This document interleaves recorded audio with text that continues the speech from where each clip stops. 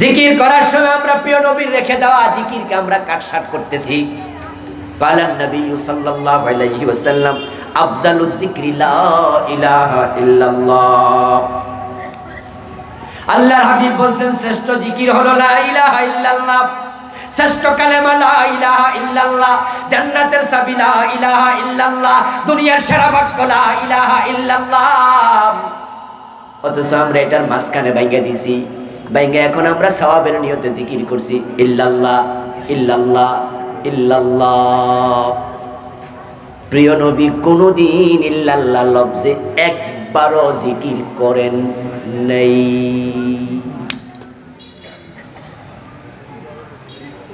একটা হাদিস দেখাবেন একটা। এই বইটা আমি লিখেছি, এই বই আপনার বাড়িতে আপনি নিয়ে যান, টাকা না থাকলে বলবেন ফ্রি দিয়ে দেব।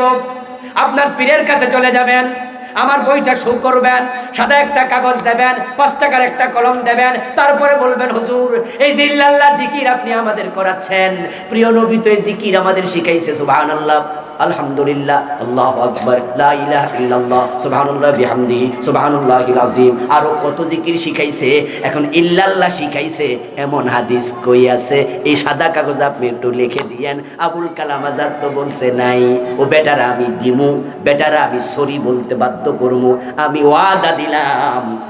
প্রিয় নবী ইল্লাল্লাহ জিকির করেছে এমন একটা হাদিস বলতে পারলে আমি আপনাকে উস্তাদের সম্মান দেব, জাতির সামনে আমি সরিও বলবো।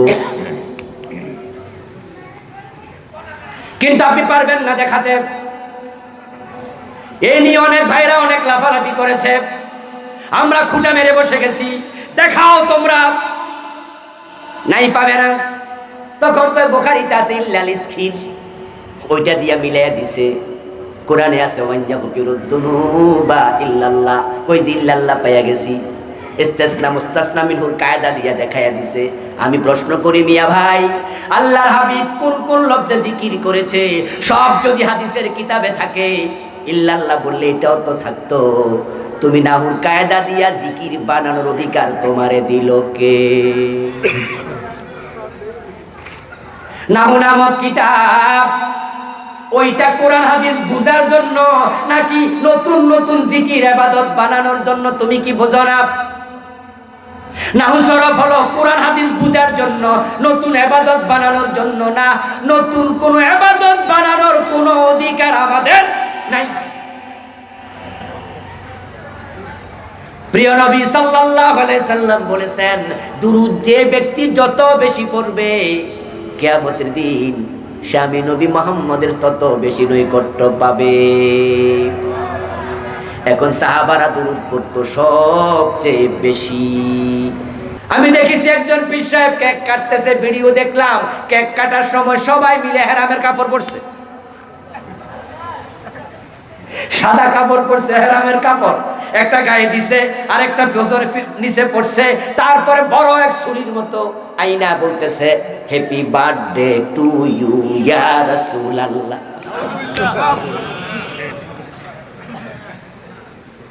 রাসূলুল্লাহর ইসলামকে বিকৃত করা যাবে না। আল্লাহ হাবিব জিকির করেছেন যেভাবে, আমাদেরও করা লাগবে সেভাবে। আজকে আমরা জিকির করতে যাইও ঝামেলা পাকাইয়া দিছি। জিকির করতে করতে বাসার আগে উঠা যায়, প্যান্ডেলে লাফ মারে, বান্দরের মতো লাফায়, বক্তারে দইরা চাপ মারে, এমন জিকিরও আছে। যারা প্যান্ডেলের আগে উঠতেছে, পীর সাহেবরে চাপতেছে, ওরা কিন্তু গরম সুন্নি না, ওদেরকে আমরা বেদাতি মনে করি না, বরং তারা বলতেছে এশক উঠেছে।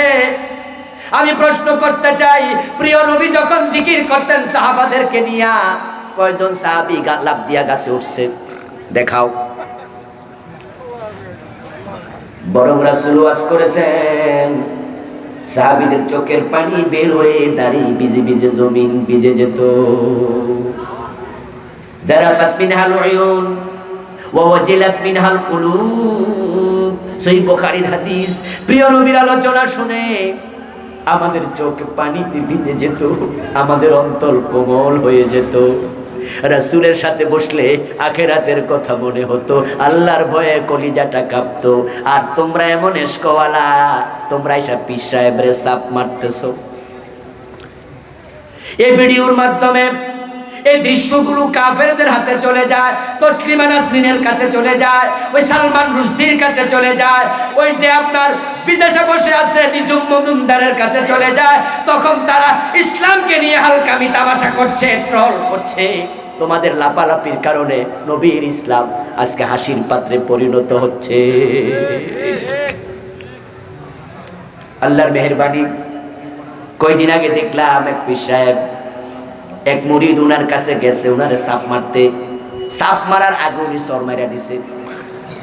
ভিডিওতে দেখলাম হুজুরের কাছে যাইয়া এক ইয়াং ছেলে কইতাছে, বাজান কেমন আছো, তুমি কইরা কইতাছে, মানে এস করছে তো মন মেজাজ ঠিক নাই, হয়তো একটু পরে সাপটা দিত। আর হুজুর বুঝা যাচ্ছে ঠাস করে সর মারিয়েছে। সর মারার সাথে সাথে যুবক তো এখন একবারে অপ্রস্তুত, মানে এস্ক মুহূর্তের ভিতরেই। আমি ওই ভিডিও দেখে বললাম, ভাই রে হুজুর, আর 10 বছর আগে থাপ্পড় শুরু করলে এত বান্দরের লাভ দেখা লাগতো না, অনেক আগে এস্ক শেষ হয়ে যাইতো।